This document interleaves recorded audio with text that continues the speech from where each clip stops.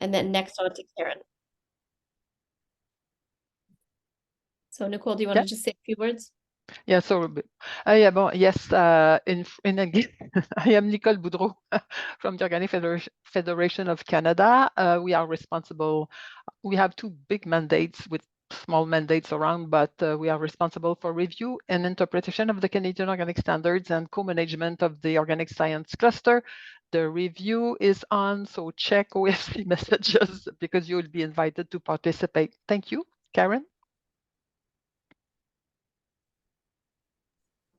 Thank you, Nicole.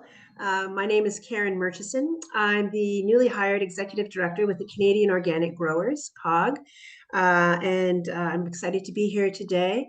I'm coming to you from Charlottetown, Prince Edward Island, and I'll talk to you again soon. Great. And my name is Tia. You've already met me, but we run the Organic Trade Association in Canada here. And of course, focusing on regulatory affairs, market access, working together with Nicole, of course, on organic standards, policy, research, data, and consumer education. Now I'll pass it over back to you, Nicole, to translate, and then we'll move on to the unilingual presentation. Oui. Alors, en français, alors je me présente, Nicole Boudreau de la Fédération biologique du Canada. Comme j'ai dit, on est responsable de l'examen de l'interprétation des normes biologiques canadiennes et aussi de la recherche scientifique dans le cadre des groupes scientifiques biologiques. Aussi, je vous rappelle, j'en profite que les travaux de révision de la norme sont lancés. Restez à l'affût des messages de la Fédération pour savoir comment vous impliquer.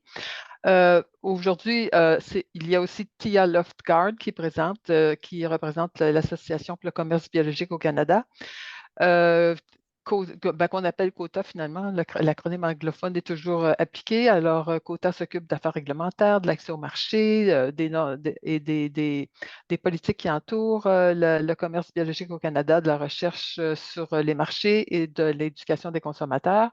Aujourd'hui, nous sommes également ravis d'introduire Karen Murchison, directement de Charlottetown, la nouvelle présidente de COG, Cultivons Biologique Canada. Alors, COG, c'est une association qui s'occupe beaucoup de l'éducation, de leadership auprès des producteurs canadiens. Alors, c'est une toute nouvelle personne en fonction avec qui on aura le plaisir de travailler dans le cadre de l'Alliance biologique canadienne. Alors, COG, OFC et COTA, alors on travaille étroitement maintenant ensemble pour pousser plus fort au niveau gouvernemental. Tia, back to you. Okay. Great. So apologies for only being able to develop this in time for an English presentation, but as we know, there's the deck that has been uploaded. So if all of our Francophones could get to this slide and then listen for our next slide so you can follow along. So just really, why now? Why are we creating an organic action plan for Canada now? This has been an idea that we've been kicking around since last year, but it's perfectly aligned really from a government relations strategy perspective right now. There are multiple federal policy objectives that are happening. We've got the Sustainable Agricultural Strategy that's underway, and we cannot forget that we have to stay ahead of the game when our trade competitors are certainly moving ahead. We've got the EU Farm to Fork strategy, where they have committed to 25% of their overall farmland to be organic certified by 2030. And the US is throwing a ton of money in regards to organic investments. So it's certainly a twofold kind of thing where you need to stay ahead of the game. And also we help the government meet many of their objectives that they've got when it comes to the biodiversity strategy, the reduction in fertilizer goals that they have, and of course, the sustainable ag strategy. So this is why right now we are primed and ready to go and here for your feedback. Just move it on. The other part is that we have been monitoring advancements in the organic sector since 2017. We've been doing this State of Organics Performance Report, evaluating each province as well as the federal advancements across all these categories that you see at the top of your screen. And frankly, we haven't made hardly any advancements. And in some regions, we've actually gone backwards from where we were. So it really is a time for us to take note and put together a strategic plan. The other thing just to mention, as I move on to the next one, is that we have not been doing this just brainstorming out of the blue. We've been doing our due diligence with all these years of working with and for the sector. In 2021, all three of our associations came together and had a large strategic survey.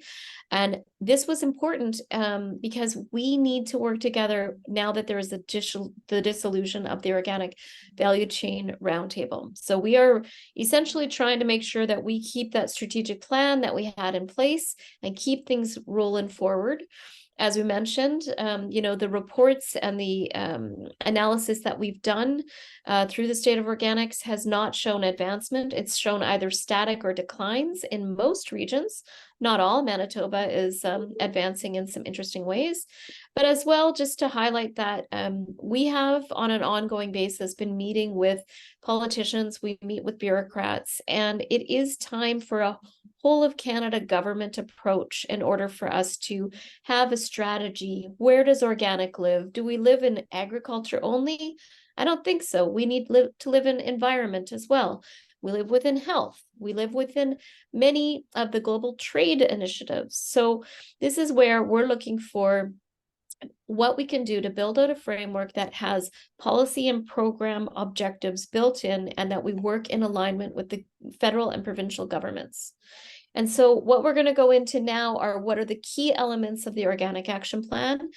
Please do put your questions in the Q&A. We're going to try and take as many questions as we can. We've got about 15 minutes at the end, and I'm going to pass it over, but these are the categories that myself and my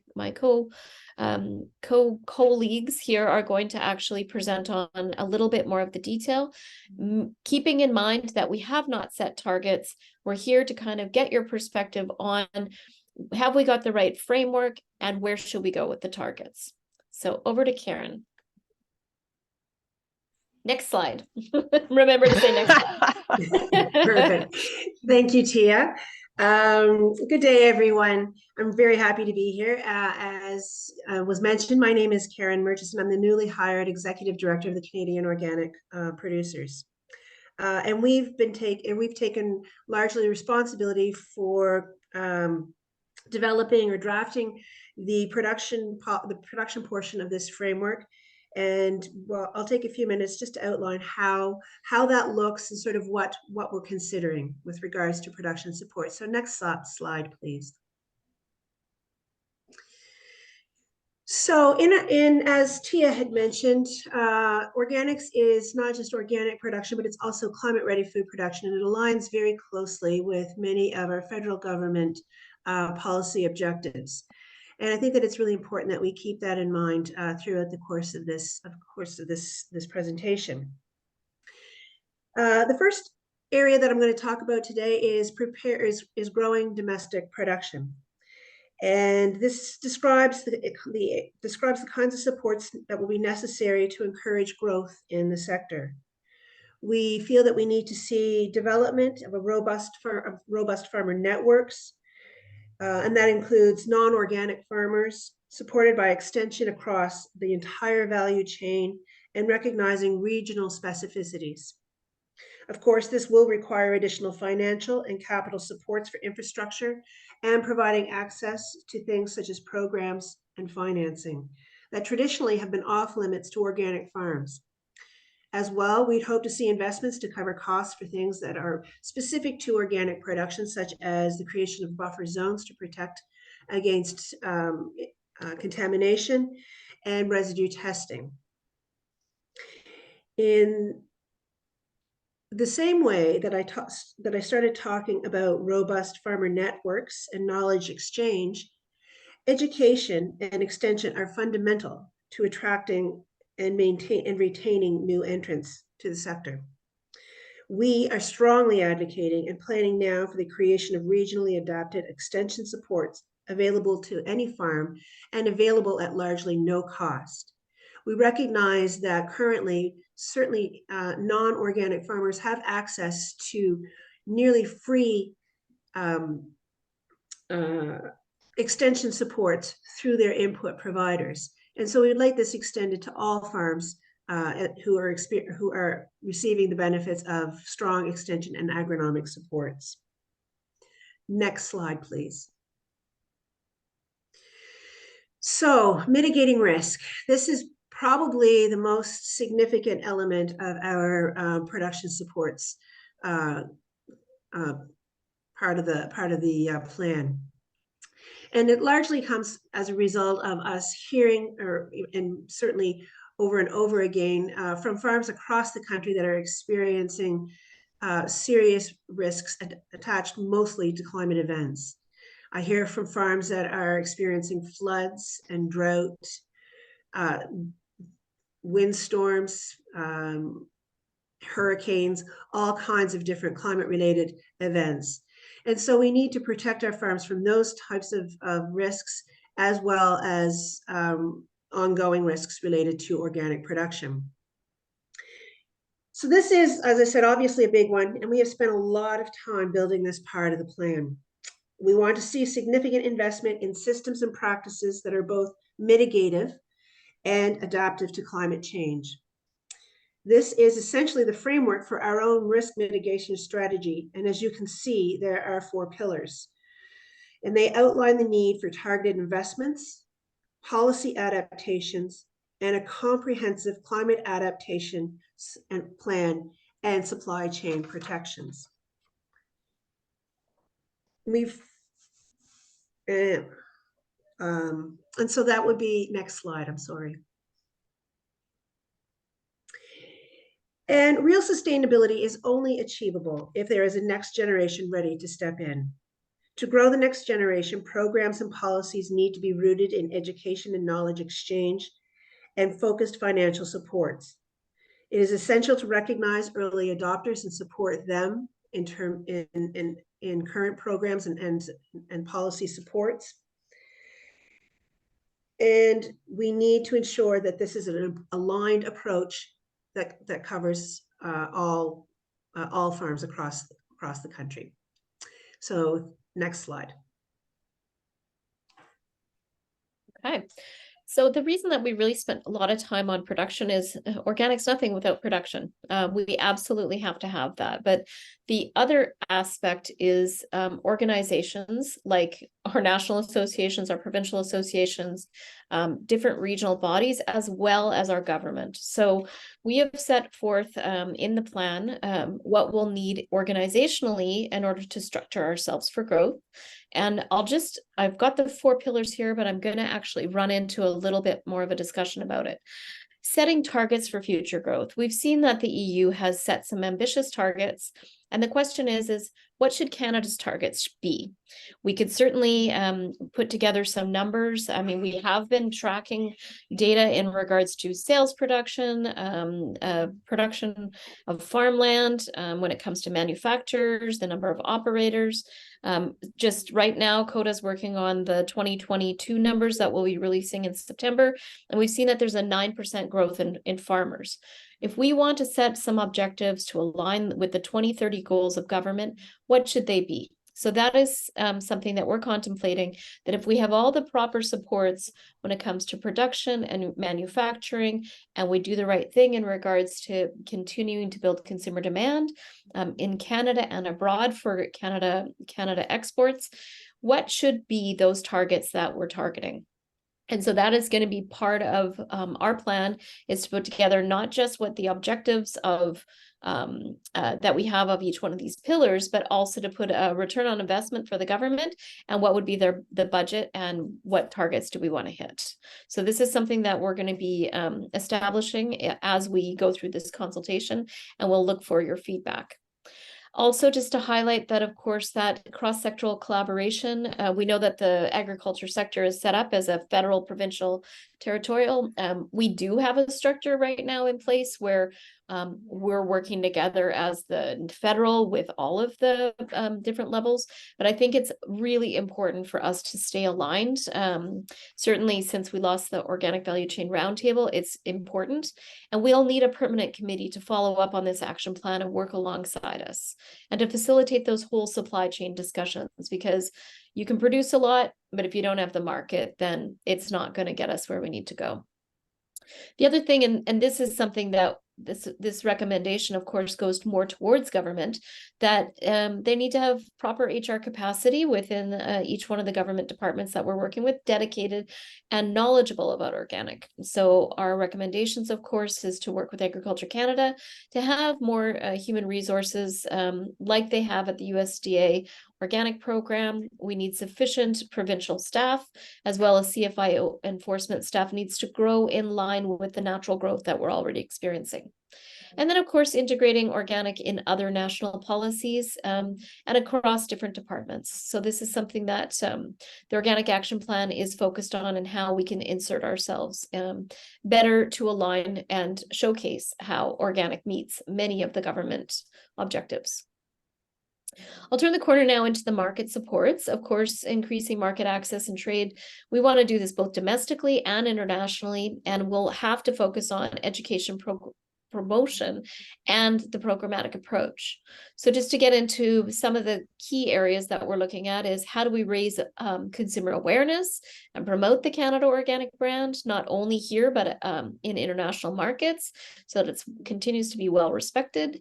We need to develop a national communication strategy for organic that does address fraud, that does address myth busting, and really gives the positive messaging backed by scientific arguments that we can all depend on, and ensure that our strategy is clear for organic messaging. Of course, boosting domestic demand by strengthening collaborations between retailers and suppliers. That is essentially matchmaking programs where we're making sure that Canadian suppliers are met up with Canadian retailers and distributors to ensure that there is a comprehensive network. Of course, we also need to focus on boosting that international market development.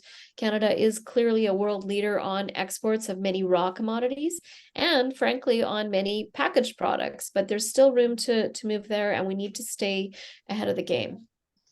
Then the other big thing that we're focused on is supporting and promoting public procurement of organic products, and, of course, raising awareness of export opportunities abroad. So I'll pass it over to Nicole now, where she'll give a bit of an overview of the regulation and enforcement areas. Thank you, Tia. So there were the first organic product regulations were put in place in 2009. So we are a new industry, but it is already time to modernize the regulatory framework by strengthening again the organic regulations, because it is the basic need for building trust and integrity of organic production in Canada. We also need to build regulatory enforcement capacity to facilitate the trade of organic products, while ensuring that all organic products sold in Canada meet Canadian organic standards. And we also need to expand on equivalency arrangements. Next slide, please. So we have the regulatory system in Canada is not so complete, because there are a few provinces where there are no intra-provincial regulations. So in these provinces, you can buy a product labeled as organic without this product being certified. So all provinces and the federal government need to harmonize the regulatory framework that will ensure that the organic brand is protected everywhere across Canada. We also need to improve safeguards for compliance in Canada to the Canadian organic regime and the Canadian organic standards, including a strong Canada office and a big inspection team. There was a Canada Organic office that doesn't exist anymore, so sometimes we never know who we should contact at CFIA. We also need an ongoing public funding for the review and interpretation of the Canadian Organic Standards. The Standards Interpretation Committee was functioning until last March, and CFIA decided to cut the funding. But we could negotiate with Agriculture and Agri-Food Canada, and now funding is back. The Standard Interpretation Committee will be back at work very soon, but that it is very damageable not to have stable institutions for interpretation of the Canadian standards. And for the review, we have a sorry, we have applied for, we think we will have a good funding for the review, but still the industry will have to contribute, and it's always a pain checking programs and ensuring that we will have money for the basic review of the standards that we have to do every 5 years. And also, we have to modern the part 13 of the Safe Food for Canadians regulations is where all the regulations that are regulating the organic brand in Canada are drafted. So it needs to expand to include the textiles or pet food or natural health products or cosmetics. A lot of people use the organic brand, and finally, it is very confusing. You never know if an organic cosmetic is really complying with what. And also, another very important thing, allow for a long-term funding model for the organic sector. We are working together at the Canadian Organic Alliance to find a way to support core funding for our activities. Again, the lack of funding is really restricting our influence and our capacity to grow the sector. Next slide. I think it's back to you, Tia. Yeah. Okay. So the other components that we are talking about is making sure that we're safeguarding organic integrity and consumer trust by enforcing the regulations and really combating fraud. So we've already been in discussions, of course, that we need more public databases and even internal databases for the government.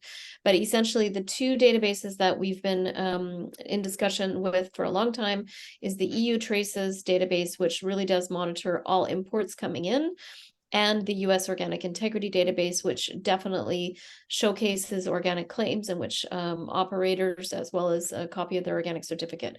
We know this is a work in progress right now with the AIR system tracking all HS codes. So we may be partway down this road, but there's still no discussion about having anything as a public database.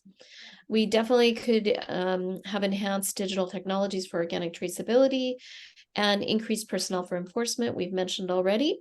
But that isn't just at the CFIA level. We also need to ensure that we have trained certification body staff and the human resources capacity to deal with the growing market here in Canada. And of course, we should be doing more education and targeted workshops on food fraud prevention. And then when it comes to maintaining international trade, we are already trading and have equivalency arrangements with 90% of the organic marketplace out there.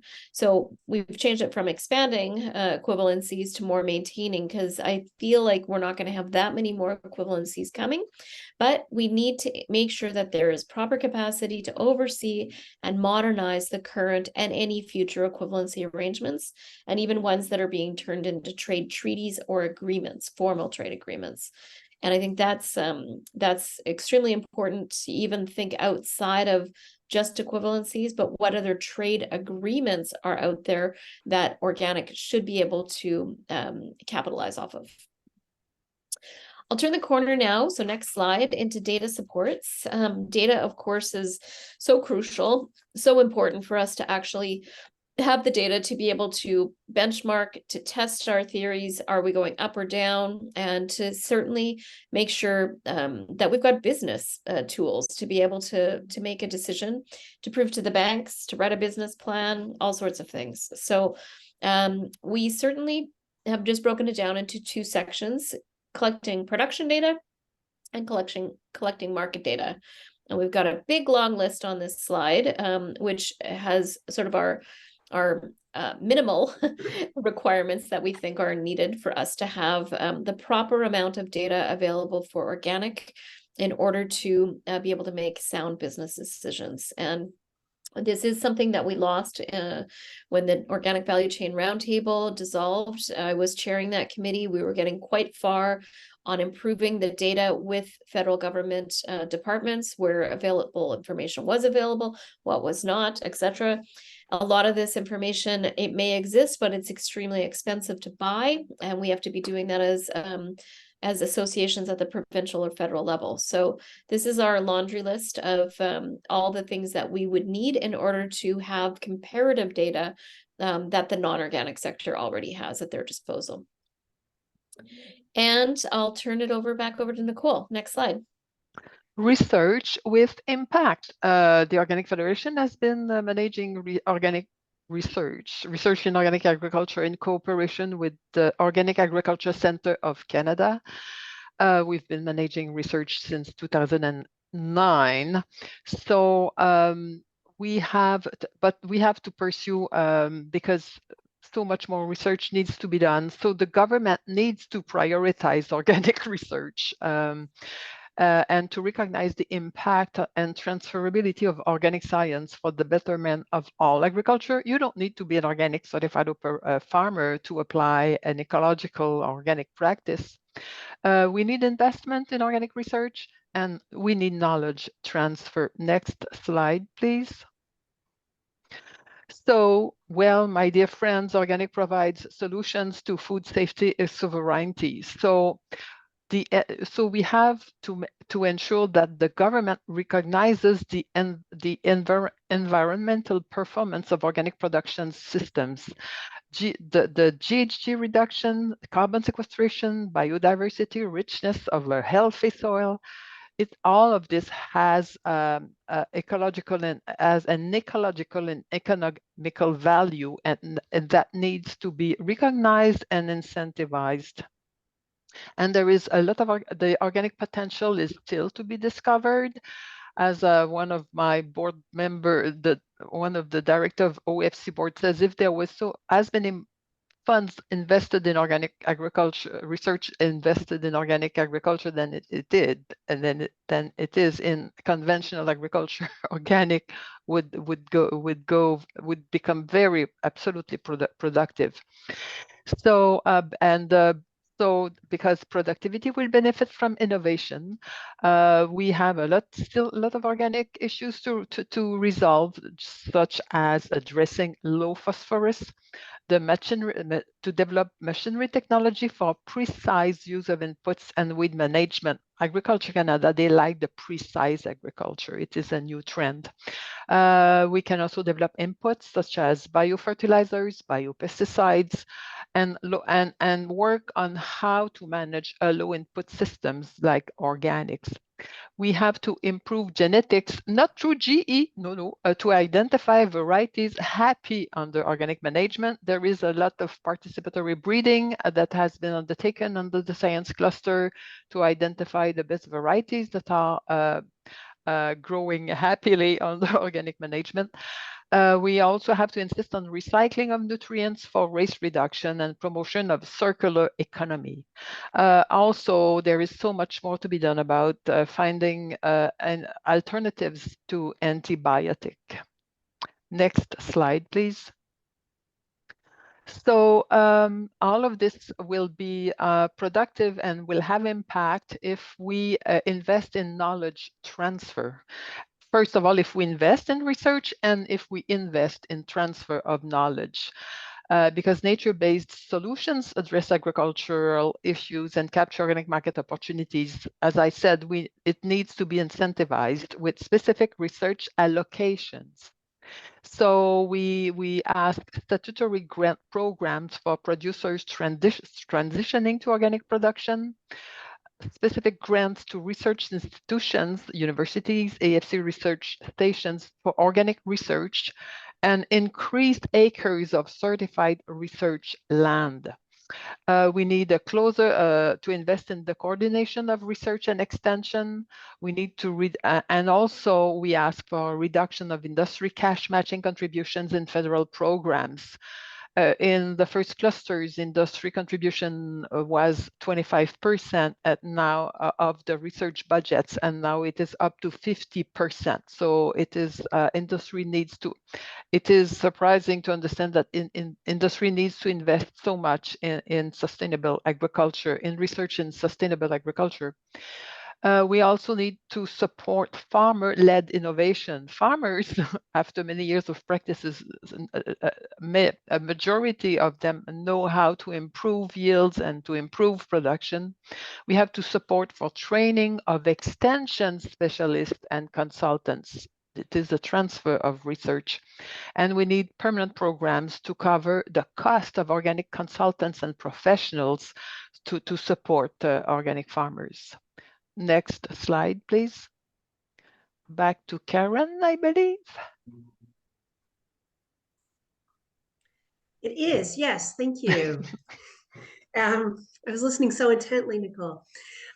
So now we're talking about educational supports for both farmers and all along the value chain.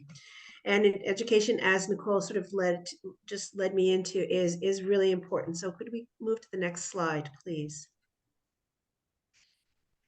So we want to integrate organic knowledge for various audiences.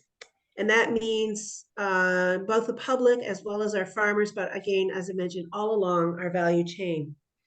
And we want to focus our education efforts along the, amongst these various audiences, really with the goal of driving sector growth. We want to see formal programs for farmers, extension workers and inspectors and students and consumers utilizing workshops and seminars to transfer knowledge. And we want to build strong farmer networks and connect them with universities, research institutions, other NGOs, and sector stakeholders to ensure a comprehensive educational approach. We want to, as I mentioned, build strong farmer-to-farmer networks and community practices, and we want this all to be aligned at all levels so that policy and research is informed by real farm experience. We want to ensure that we're opening the tent with regards to diversity, equity, and inclusion, and including all farms and all sectors of our society. We want to include and engage with our non-traditional partners, and that would mean other, non-organic or input-focused farms, other researchers and educators that have come from various backgrounds with different focuses and different consumers with different backgrounds and perspectives. And we want to ensure that there are targeted supports educationally for underserved communities and underserved farmers in rural and underserved communities. We really want to ensure that that we encourage transition and new entrants both into the sector, and that we want to ensure that there are supports there because that transition for certain does not come without risks. So strong educational elements are really important to de-risk transition. So next slide, please. Okay, thank you, Karen, and thank you, Nicole. So we're just going to review. We wanted to leave enough time. It's 1:40 right now, and we wanted to give you a sense of what the next steps are going to be. We're considering this almost like a Gazette One process, where we're putting it out there, telling you what our framework ideas are, and then we're going to get all of your feedback through our survey. So we're going to, by the end of the week, you should have our organic survey in your inboxes, along with a copy of the deck and the recording. And we're going to leave that open until October 13th, acknowledging there's never a good time for farmers to try and do anything at this point in the year, but we have to do it because we have some deadlines. And so October 13th will be the final deadline. We're going to take all that into account, and then we're going to do a revised organic action plan, including targets and rationale that we will work on as the 3 national associations. I do want to give a shout out to Andy Hammermeister from the OACC, the Organic Agriculture Center of Canada. He has been a part of our meetings as well. And I'm sure he will be a part of our next iteration where we discuss those targets, etc. And then we're planning on taking it to the Hill. So the whole focus that we've got a 2-day summit coming up. The Organic Summit will be happening in Ottawa, November 20th, and that's a Monday. Followed by a parliamentary reception, where last year we had, I think, the best attended reception, they said, on Parliament Hill. But that is our time to really get to know our MPs and get them kind of aware. But the very next day, we're going to go in and we're going to be meeting with them on November 21st in formal MP and senator meetings in order to present the Organic Action Plan and to get their buy-in. So we're having some pre-meetings, of course, with the department, of Agriculture Canada and CFIA to let them know, you know, this is coming. They have been made aware that we're coming in with a strategic plan. We've in fact been asked by the department to come up with more of a strategic plan with clear targets. So I think the time is very ripe for us to be able to help move this ahead. And then really, once we get it some legs on this, we're going to be able to keep working with you. This is going to be an evergreen process. It's never going to end, but it is something that we want to put the framework in place and then see what we can achieve year over year to get us to the solutions that we think will really help augment and cement organic within policies, programs, and federal and provincial budgets. So I'll pass it over to Nicole. I don't know if you can repeat exactly what I just said there, but you can give it a go.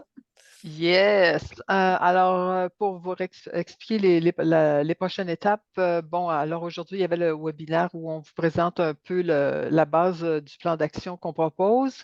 Et là, il faut absolument que vous alliez sur le lien pour le sondage qu'on va vous envoyer d'ici vendredi. Alors, c'est un lien où on vous demande vraiment de compléter, d'apporter vos idées, de compléter le plan d'action parce que plus il y a de tête pour réfléchir, mieux ça ira. Et nous, à la suite, après la collecte de vos commentaires, on va réviser le plan d'action et aussi on va insérer des objectifs. Combien d'argent on veut, combien de producteurs biologiques on veut à travers le Canada. Il faut vraiment être ambitieux pour montrer au gouvernement qu'on est vraiment sérieux. Et quand le plan d'action biologique va être à toute fin pratique complété, ça sera toujours amélioré évidemment, mais quand on aura vraiment une version très intéressante, ça va être présenté en novembre, les 20 et 21 novembre. Alors, à Ottawa, il y a ce qui s'appelle le Organic Summit, le sommet biologique. C'est une rencontre, ce sont des conférences. Et il y a aussi le Parliament Day, c'est la journée parlementaire où il y a des rencontres qui sont organisées avec les députés. Et en tête à tête, finalement, on visite les bureaux, les députés dans leurs bureaux, puis on leur explique ce qu'on fait, quels sont nos objectifs. Et parce que faut vraiment pousser le plan parce que le Canada le biologique au Canada ne bénéficie pas d'un soutien comparable au soutien de l'Union européenne et des États-Unis. Alors, c'est vraiment honteux. Il faut que ça bouge. Et là, après la présentation à la journée parlementaire, ben là, on va continuer à pousser. Il faut pousser. Déjà, les 3 associations rencontrent les sous-ministres et puis les adjoints des sous-ministres. En tout cas, je vous sauve de la nomenclature pour expliquer ce qu'on veut faire, pour avoir aussi des conseils de la part de la haute hiérarchie d'Agriculture Canada. Alors, n'oubliez pas évidemment de répondre au sondage parce que, bon, c'est ce qu'on veut. Alors, merci. Back to you, Tia. Okay. So what I will just also mention is that we didn't start from scratch. We looked at the European Union plan. We looked at the Organic Trade Association plan and what has come out through the National Organic Program. So at the conference, our keynote speaker is actually going to be coming from Denmark. He is a board member of IFOAM International. His name is Paul Hombeck, and he has done organic action plans with many jurisdictions around the world, but notably Organic Denmark, which is the most successful market and integrated strategy. So we've got great people that are going to be attending and presenting at the conference, which the theme is Greenovation for the Next Generation, which I always love saying because it rhymes. But really, we are wanting to think about what is it that we need to make sure that there is a next generation of organic farmers and consumers, and that the retailers know how to work better with all the different market actors. So please consider, we're going to be launching the early bird sales for the Organic Summit this week, if I can get to it, because we've got so much on our plates, but we're excited about that. And then just one last thing to mention is that we will have the more in-depth consultations specifically with the provincial organic trade association, organic associations coming up as well. So this is a high level for everybody. We're going to go really deep into the weeds more with the provincial associations. So we're going to go into question and answer session right now, but you can always work your feedback into your provincial associations as well, we will doing a strategic planning session with in September. So Tia would like just to add in French que le plan d'action a été inspiré de Paul Humbeck, qui est membre du conseil d'administration de iPhone, qui vient du Danemark et puis qui est un acteur important de l'association biologique au Danemark. Je ne saurais pas son nom en français. Et il sera invité au sommet biologique qui aura lieu le 20 novembre. Il a aussi été consulté pour le plan que nous proposons. Oui, alors c'est ça. Ah oui, dernière chose, le plan le sondage va être aussi partagé auprès des associations biologiques provinciales. Alors, pour s'assurer qu'on a du feedback de tout le monde. Thank you, Tia. Okay, great. So I'm going to go into the question and answer now, and we'll see if we can answer them. But I'll just start with the beginning, and I may ask any of our presenters here to please respond. Are we leveraging the social networking tools to raise awareness on organic farming among Canadians, providing some common networks for all farmers to ask questions or support? So maybe I'll throw that over to COG to respond to.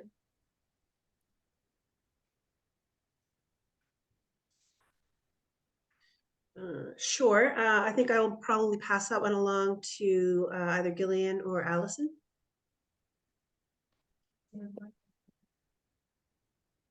So Gillian and Allison are board members of COG. So let's see. I hope that they can unmute themselves. There we go. Yeah, sorry, Tia, can you repeat the question? I'm trying to find it in the chat here and I can't see it. Yeah. Sure. It's actually in the Q&A. So it says, are we leveraging the social networking tools to raise awareness on organic farming among Canadians, providing some common networks for all farmers to ask questions or support? So Allison, you want to answer that one? Yeah, I think social networking is really important for interacting with organic farmers and consumers alike. And I know all three organizations provide platforms to do that with. So I would say, yes, we are leveraging the social networking possibilities. And I know that's going to be a big part of our outreach strategy moving forward. Yeah, especially because it's fairly free as well. Let's not forget to mention. Yeah, for sure. Gillian? Yeah, I just wanted to add to that COG is currently undertaking a communications project centered around, it has a big social media platform. So you may notice if you sign on to the COG Instagram, for example, that we have a lot of information going out and a lot of back and forth with farmers. Yeah. And then I'll also just mention, we've got the Choose Canada Organic webpage and social media. It's focused more on consumers to kind of raise that awareness. It's less on farming, but it is about making that connection between a consumer understanding the benefits of organic and choosing organic. Okay, there's a quick comment. We desperately need regulations in Newfoundland around seaweed harvesting, particularly on local beaches. So we'll make a note on that. Thank you very much. There's also 75% resale policy across all farm tables at the new markets in central Newfoundland, which makes it hard to access consumers from small organic coastal farms, which is only now emerging. So it sounds like there's some issues there on the sales front. I don't see that there's much of a question, so I'll keep going. The new geographical indication section of CETA, the Canada-European Trade Agreement, is the best opportunity to enable regional cooperation for organic farms. This needs to be explored for funding opportunities and pitfalls in terms of resource management and control. So I'm glad you mentioned that, JB, because I have reached out to our trade commissioners in Europe, and I've asked for them to put on a CETA webinar for Canadians here in the fall. So they're on holiday until August 28th. So I feel like there's a lot of Canadians that don't understand CETA and the export opportunities that could be beneficial. So stay tuned. You can go on to the Eventbrite at the Canada Organic Trade Association website, and you'll be able to kind of follow our page. And when we announce the new webinars coming out, you can see that. Have you given any thought about creating a co-certification with farmers practicing regenerative practices, such as exists in the US, organic regenerative? It might help expand the base of farmers out there and enlarge the voices speaking for farming practices that help produce better food, healthier soil, and addressing climate change. So I'll quick say it already exists. ProCert and EcoCert are accredited in order to be able to offer that services in Canada. And there are many farmers starting to go towards the regenerative organic certified, including Gillian's farm, who just spoke.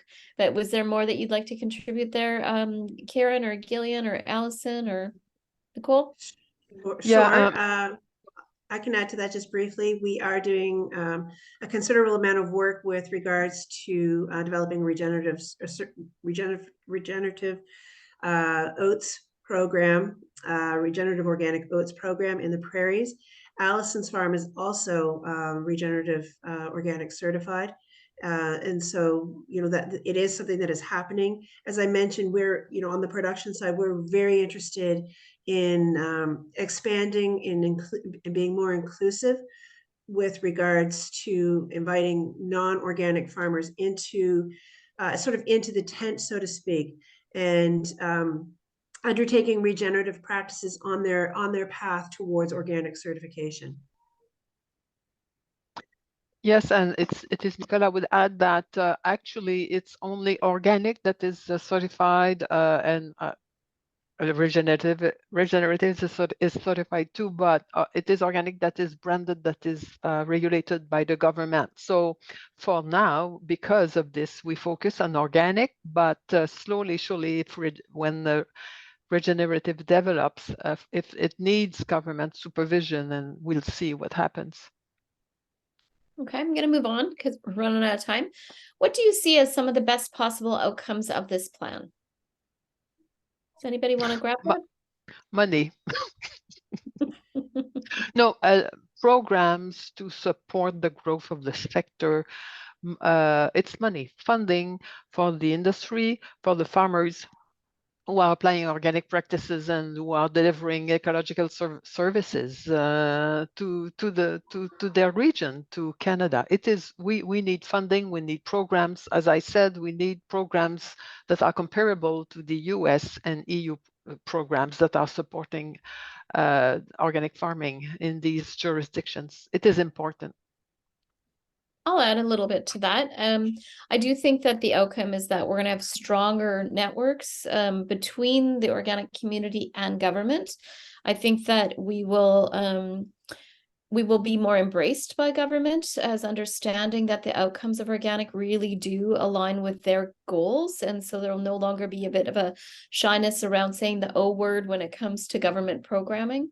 And then ultimately, I think that the climate and environmental benefits, if we can achieve our goals that we lay out there, I think there's going to be a lot more domestic production suiting local demand, and there'll be hopefully less reliance on imported products.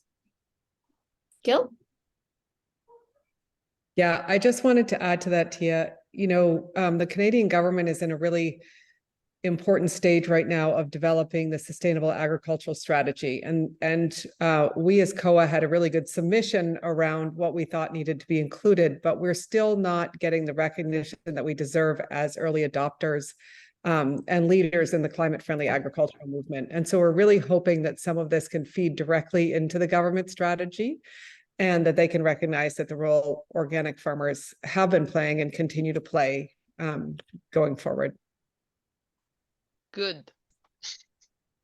How will the plan and drafting process interact with and support the needs of Indigenous food systems and farmers in Canada?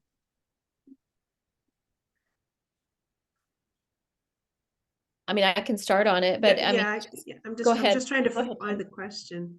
Oh, it's I'm scrolling down because I'm skipping some of them. Okay. But anyway, I'll just address it from my own Sure. perspective, is that this is an open consultation process.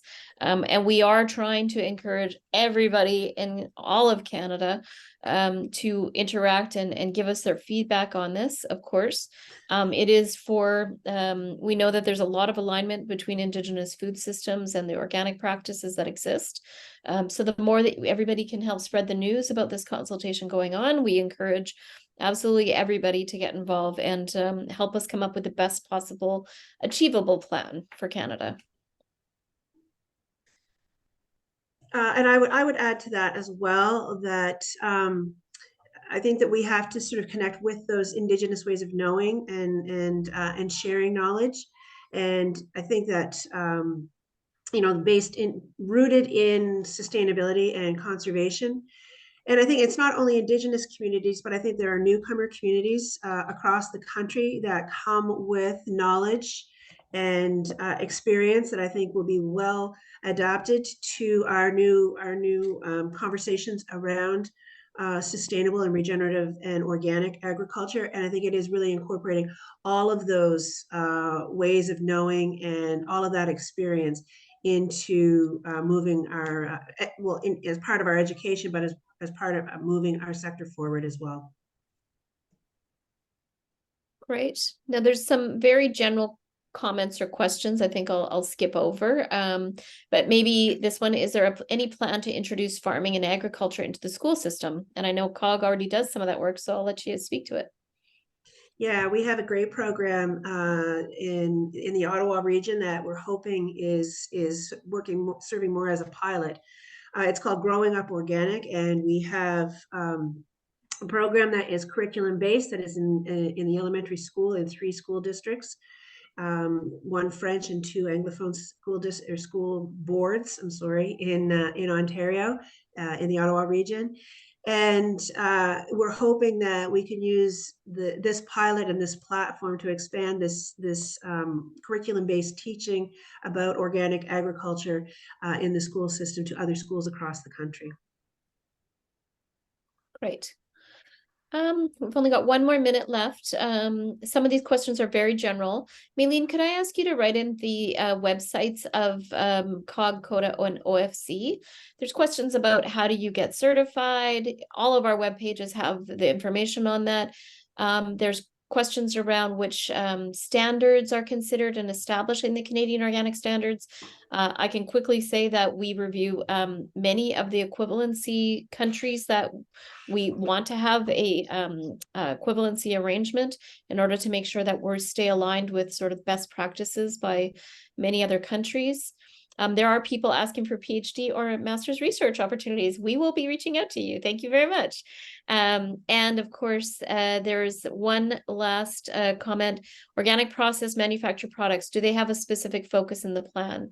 Yes, they do, in regards to the supply chain resiliency and in regards to the market goals, etc., that we'd be putting together. So I think just wanted to bring up one last thing before we do leave. There was a question that I responded to just in the Q&A, and it's regarding a climate adaptation plan. And I just want to reiterate that that is a very significant focus of our work in the upcoming months and years. And so I'm hoping that Geneviève, we can get in touch and follow up on this, because it is going to be a significant piece of work, and it is important work as we move forward for our farmers. Great. Thank you, everybody, for attending. Thank you to my co-presenters, and thank you to our board members from COG as well that jumped in. We will be sending out the recording by the end of the week, and we will be, at the close of this, you'll see a small poll. That's just to evaluate what did you get out of this, this webinar. But the real survey is going to be coming, and it will be due at the end of October. So you'll be getting a couple more emails from us near the end of the week. But please, and thank you so much for attending, and please fill in the survey, because that's really the purpose of this webinar today. So thank you very much for coming, and have a great rest of your day. Bye-bye. Thank you. Bye-bye.